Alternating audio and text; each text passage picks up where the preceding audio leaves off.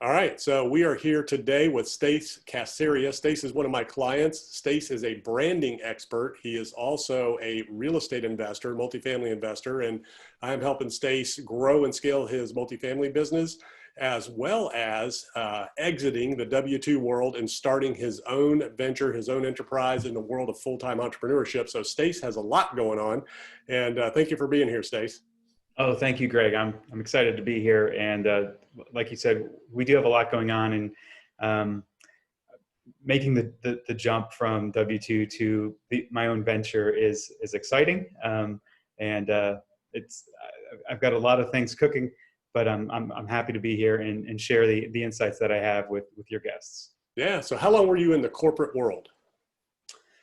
Yeah, so I would say a little bit more than 20 years. Mm-hmm. Toward the end here, off and on, I had my own freelance business going. I had my own freelance clients, but I would say about 20 years of corporate work.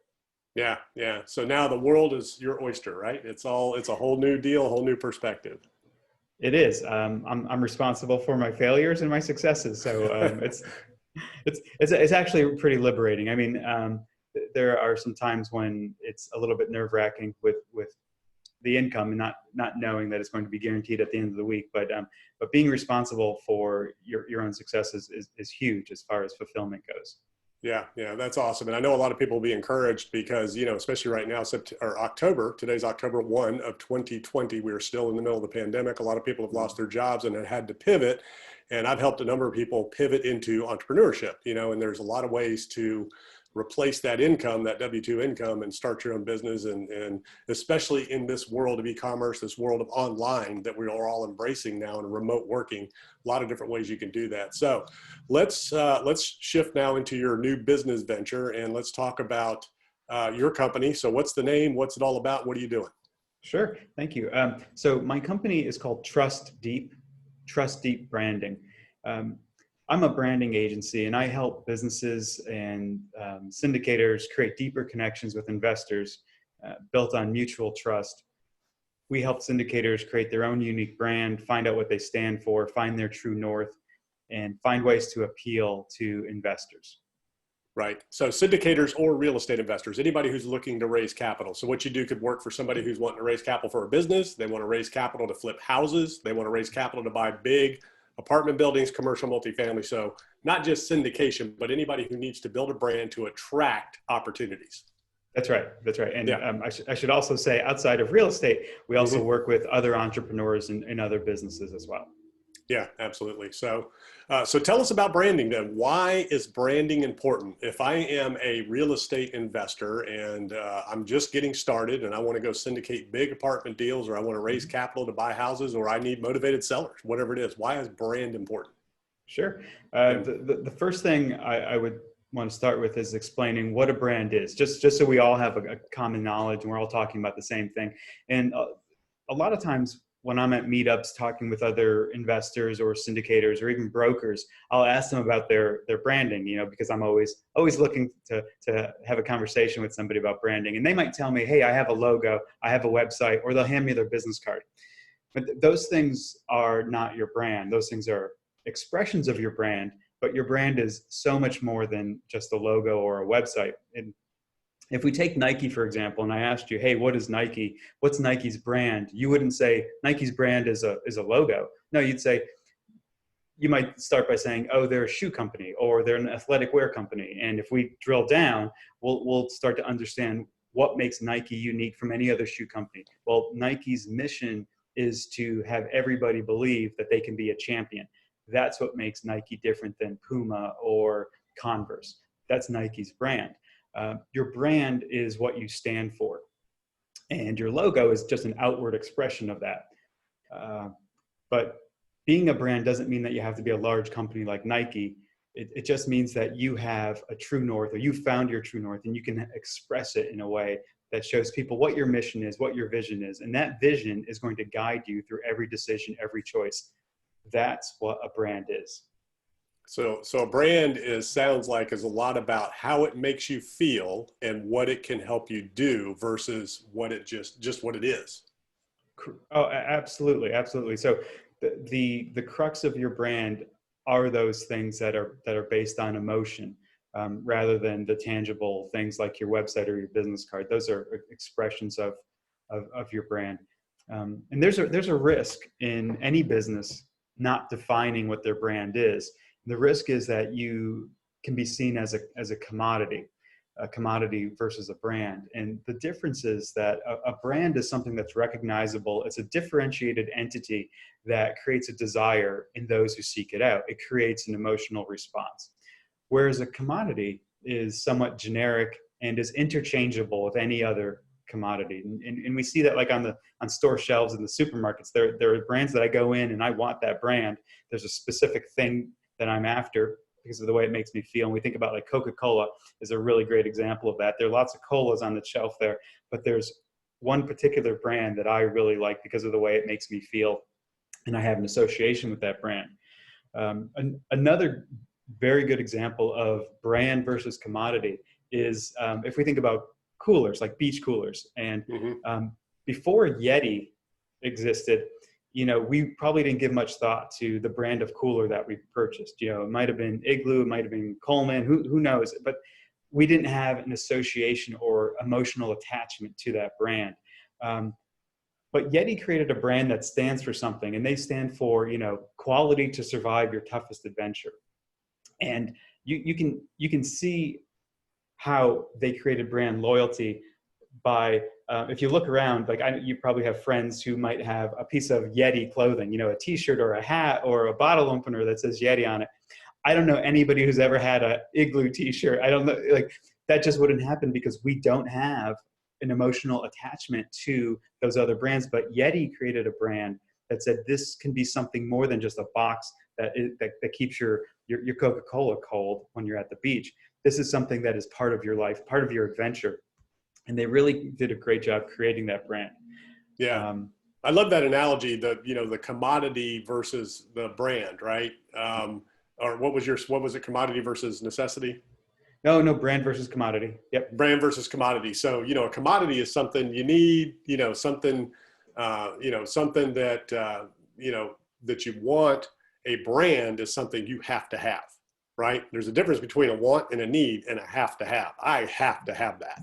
I need this, but I have to have that. So that's what's really cool about a brand. And then when you convey that, into an individual like a real estate sponsor or something like that, and you think about prolific real estate syndicators and sponsors out there like Grant Cardone, okay, he's a syndicator just like anybody else raising capital, but he's created a personal brand that people just have to be a part of that movement and have to be a part of Grant Cardone. Now, whatever you think about Grant, that's not the issue. What I'm talking about is he's built a brand and, with his style that people want to be a part of, that, you can invest with a lot of different people, but some people are just, I have to invest with Grant. I just want to be part of that brand, and in that movement. So it's really interesting, that distinction there. So let's talk a little bit about brand identity, number one, brand loyalty, and brand equity. So you have image, identity, loyalty, and equity.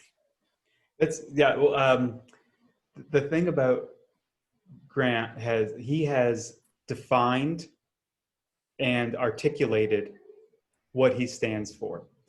So it's important for any entrepreneur or syndicator or business professional to understand what sets them apart and what's the thing that's going to help them identify differently than any other commodity that's on the shelf there. And your example of Grant is a really great one. What he's been able to do is position himself differently than others and create brand loyalty. So right now, I would say in the past several years, there are a lot of people looking to invest with syndicators. And so maybe every syndicator who was looking to raise funds for a deal was able to find all the investors they needed. I don't know if that's true, but let's just say that's true. I would say going forward, syndicators are going to have to work a little harder to find investors. Somebody who's created a brand for themselves has developed brand loyalty And so they're not going to have to work as hard to find the number of investors that they need, because people recognize who they are, people know who they are, they have name recognition, and people have trust in them. So those who are loyal to Grant are already his investors, and they'll invest in his next venture as well. A syndicator who does not have brand equity, brand loyalty, hasn't created a brand, is going to have to work very hard to find the number of investors he needs to complete that deal. That brand loyalty is going to translate into brand equity. There's true value for any brand. It's, if you take a brand like Coca-Cola and you say, what is the business worth? Well, of course they have earnings, they have physical plants, they have things that they own, but the brand itself has tremendous value. And if you were to take away the logo and the name and all the emotion that goes along with that product, it wouldn't be worth as much as it is with those things included. Yeah, we're seeing a lot of cases of that. So let's take companies that are not making any money, losing money, that are going public, right now in this day and age for billions to hundreds of billions of dollars, have no revenue, have nothing, but the value is in their customer base. And we're seeing over and over and over with companies like, Uber, that's not profitable, Airbnb, that struggled, didn't make any profit, Facebook, when they first came out, no profit, but they had that brand loyalty that created that equity, that created value. Traditionally, businesses trade on a multiple of EBITDA, earnings before interest, taxes, depreciation, amortization. And, in coronavirus, you could call it EBITDAC. Coronavirus has thrown a little wrench in there. But, that's the traditional means of valuing a company. And then there's assets and physical, like you said, locations and properties that come into play as well. But if you take the brand out of Coca-Cola, then you just have another beverage distributor. And the question is, could you put, because I prefer the taste of Coke over Pepsi, Diet Coke over Pepsi. I'm a Diet Coke drinker. If you took that out of the equation, the brand, and you put Coke and Pepsi side by side, am I going to continue to grab one over the other? Because I don't know what it tastes like. So what's going to draw me to that? How successful is it going to be? Even if I do taste it and Coke's not on there and Pepsi's not on there, what's going to draw me to that other than taste? So it's that brand, that image that's created, that ultimately creates a lot of value in a company. So that's a very interesting topic and discussion that a lot of people don't think about a lot of times in their company. So when you build a business, when you build a brand, you always want to have an exit in mind. Even if you're a real estate syndicator, at some point you're going to exit that business. So if you've built a brand, let's take Joe Fairless, for instance. Okay. Mm-hmm. Joe Fairless, a lot of people know him. I know you're going to be on his podcast soon. So look out for that, people. Stace is in high demand. He's on all kinds of podcasts these days. So we'll tell you where to go to find him at the end of this. And you can learn more about Stace and the branding world of branding and what you need to do for your business. But, look at Joe. So when Joe started out, he was in the advertising world and he created the best ever brand, which created that loyalty that now has equity. He could sell his operation, Best Ever. It has value. He has books. He has a podcast. He has that brand. He has a conference that he's created, kind of like Grant Cardone, same kind of model that he could now sell, that anybody could step into and kind of take that over. So it's very interesting to think about. I'm just a real estate syndicator. I need to build a brand that generates, capital raising and deal flow automatically while I'm sleeping. That's it exactly. That's what your brand is going to allow you to do. So sometimes I think people who are starting off will say to themselves, I don't need to go down the branding process, or they don't even give it that thought. And so I like to ask, well, who needs a brand? And help people see that any syndicator who wants to stand out today should be a brand. Any syndicator who wants to protect their future should be a brand. Any syndicator who wants to turn prospective investors into repeat investors needs a brand. A brand gives the syndicators or any real estate professional the power to take investors down a path from knowing them to liking them to trusting them. And the goal is to generate authentic trust, because that's how mutually rewarding business connections are made. Brand is the beginning of that. If you don't mind, I just want to talk a little bit about how somebody might become a brand. And it's It sounds simple. I think there are three things that have to happen, but they have to happen in a specific order. And there's a little bit of science to it. So the first thing is you have to find out what you stand for. You have to do an evaluation, either yourself or with a branding professional, to understand those things that within you that are authentic to you, that make you stand out and different from other people in the same line of work as you. You also have to find out what matters to your customers. And then you have to use that intersection of those two things, what matters to your customers and what you stand for. And those things create your brand. It's not rocket science, but it does take quite a bit of time to dive into and understand those factors to create a compelling brand. There are some brands. So yeah, it's not rocket science. It sounds simple, but yet people and companies miss it over and over and over. And you know, we could cite all kinds of case studies of individuals and companies that have created a brand that just flopped because it didn't line up, like you're talking about, with the core values of who they are as a company, individual, business, and who their ideal clients are as individuals, which is really what you're doing, right? Right. Absolutely. And so, yeah, there are those instances of brands that are complete failures or flops, like you said. And then there's some that just aren't as successful as other brands. We look and we see, like, why is brand A so much more successful than this other brand over here? And it's because that successful brand has identified some emotional need or functional need. Usually it's more an emotional need that its customers have, that they're able to fulfill. Not just fulfill, but they're able to articulate that they're able to fulfill it. So defining your brand and articulating it are two central elements to creating a brand. I mean, it happens in things we choose every day. There are differences in brands. And so some are more successful than others, and some just appeal to different people. So if you take like Starbucks and Dunkin' Donuts, both hugely successful companies, they just have established very different brands, and they each stand for something. The same with what's interesting there is that people go to both for different reasons, right? That's what's really cool. Like Dunkin', it's a Northeast thing where it originated, right? And people are loyal to they love that Dunkin' Donuts, man, but it's all about the coffee. A lot of people think donuts, it's all about the coffee.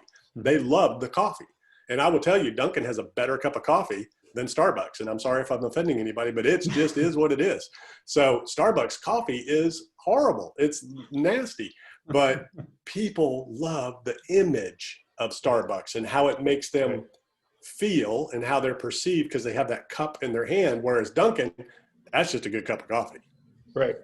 Yeah. And that's the thing, is that both are extremely successful, but that emotional need or functional need. So in the case of Dunkin', you're talking about a functional need, the coffee is better, and that's subjective. But I hear that from a lot of people. I'm not a coffee drinker, but I've actually heard that people love the taste of Dunkin' over Starbucks. Starbucks has just created this entire experience. Both companies hugely successful. There's plenty of the fancy drinks. Starbucks probably has a better menu of fancy drinks, and I think they started that first. But coffee to coffee, I drink black coffee. McDonald's has probably the best cup. Then you got Dunkin', then you got Starbucks. That's right. And if we take it back to the multifamily investing world,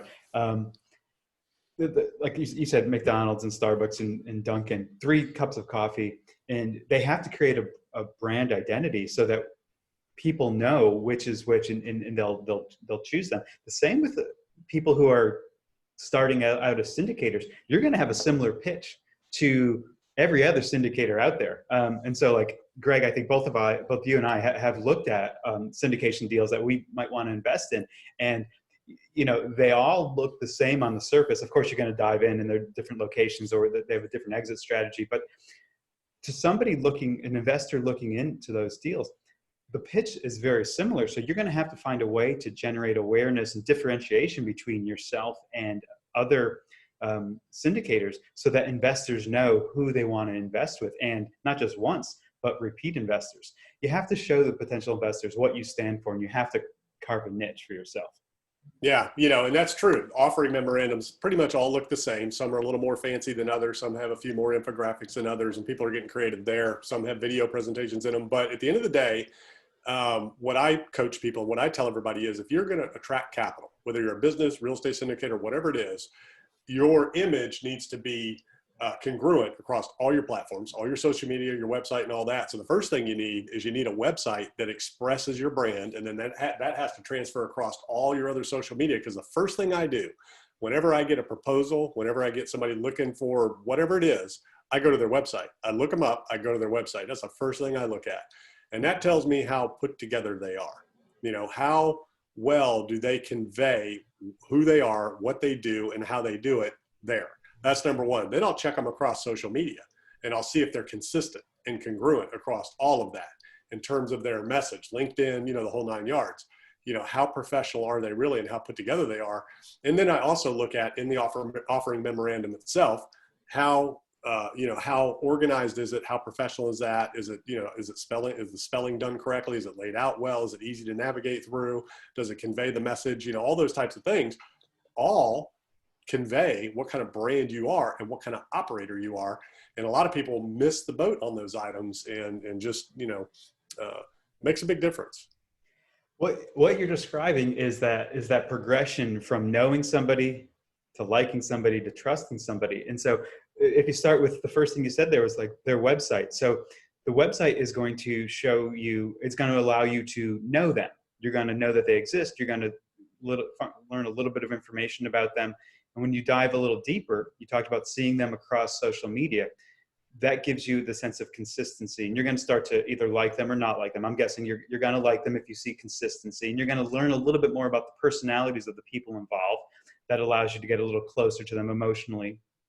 We generate appreciation for people or some sort of affection. We've liked them.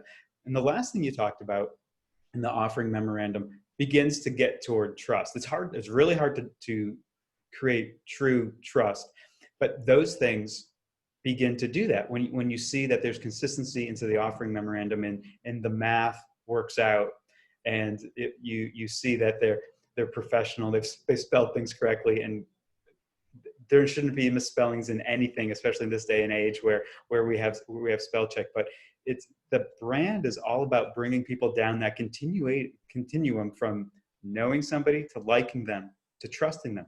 Trust is the absolute foundation for meaningful, successful relationships, whether they're in your personal life or in your business life, especially for in commercial real estate. I mean, this type of investing at that level where you're trusting somebody with $50,000, $100,000, $1 million of your money, trust is critical. And it can't be formed by words alone. You can't tell somebody to trust me. You have to create it by your actions. And what you're talking about, your actions in social media, or the reviews that people have left for you, or the name recognition and the reputation you have, that's what builds trust. Not your marketing message that says, hey, come and invest with us and trust with us. It's the things we've done in the past that generate trust in the future. Yeah, exactly. And, you know, a lot of people think it's about the deal. You know, hey, I have this great deal. It's just, you know, super value. I've got these huge returns. And, you know, that might initially attract some interest, but if you're not put together everywhere else, you're going to lose that trust right away. And if you're over promising, you know, especially right now, exponential returns, people can sniff right through that and look right through that. But, you know, in my experience and through my career, and I've been doing this since 1997, and I've raised hundreds of millions of dollars in capital for deals and businesses and things like that. And I've helped clients raise billions of dollars collectively. The interesting thing is that once you've conveyed that brand, people get to know, like, and trust you, and they've done some business with you, it no longer is about the deal. They're like, I trust you. Mm-hmm. Tell me where to send the money. You know, it's like, hey, Stace, you know, I have this new deal I'm working on, you know, let me send you the offering amendment. Nah, I trust you. Just let me know where to send the money and when. You know, I mean, it literally gets that easy. So people reach out to me weekly, I want to say almost daily, looking for opportunities to invest in what I'm doing, because I've been doing it and I've built that brand, you know, and people know that they can trust me. And especially past, you know, investors that I've had that I do deals with and have done deals with in the past, they don't even care about the deal. They're just like, what are you working on? You know, I want to be part of what you're doing. You know, kind of like we talked about with Grant Cardone and Joe Fairless. I mean, it's almost to the point with the brand that they built. The offering memorandum and all that stuff is just academic. You know, People know they can trust them. They've done business with them multiple times. And then that breeds confidence throughout, the industry and community with other investors, so it's a really interesting and important thing that I think a lot of people take for granted.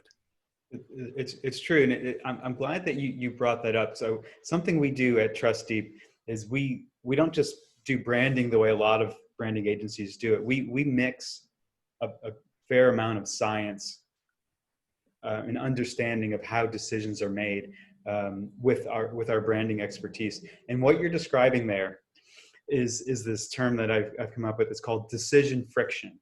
So decision friction is the hesitation or pause we take every time we have to make an important decision. And once you create trust through your brand, you're able to eliminate that decision friction. And what you're talking about with investors who aren't even concerned about the deal, they just want to know what you're involved in next, and that they will send you the check. It's because they've already vetted you, and the decisions are made in our brain subconsciously. And so whether you're buying a can of Coke off the shelf in the supermarket, or whether you're choosing to invest in somebody, there's a decision process that happens in our brain, and there's a hesitation, and it's subconscious. We generally cannot detect it,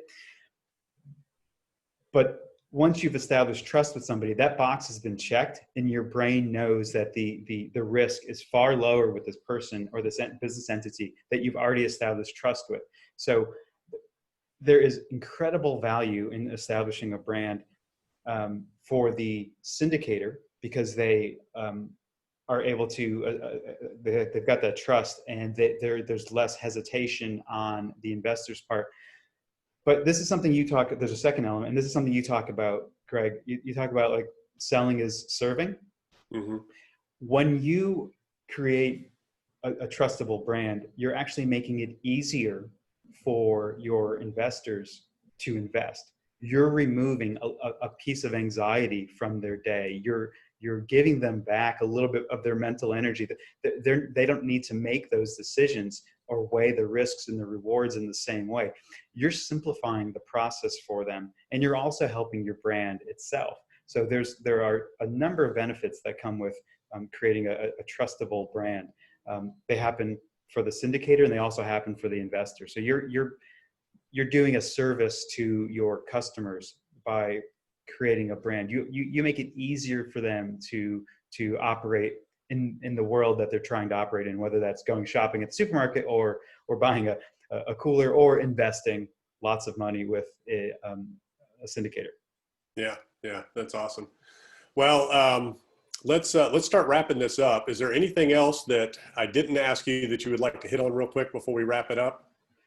Yeah, well, I would say that there are a number of benefits to creating a brand for a real estate professional or a syndicator. And you can find detailed explanation on our website. Our website is trustdeepagency.com.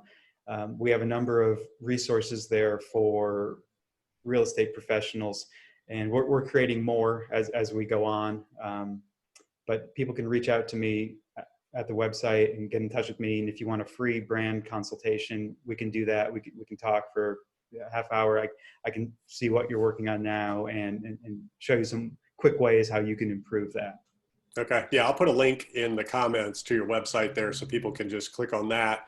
And so what services, well, I guess we'll just let people go to your website, but you're doing the core branding stuff, but you also help with collateral, like, white papers and email autoresponders, things like that, helping people create their messaging and all that. That's right. So we define brands and we articulate the brand. So we will help somebody establish their brand, find out what they stand for, like true differentiator, and then we'll help them execute by creating content, whether it's a website or emails, newsletters, blog posts, whatever they need to help get in touch with investors or whoever their customers are.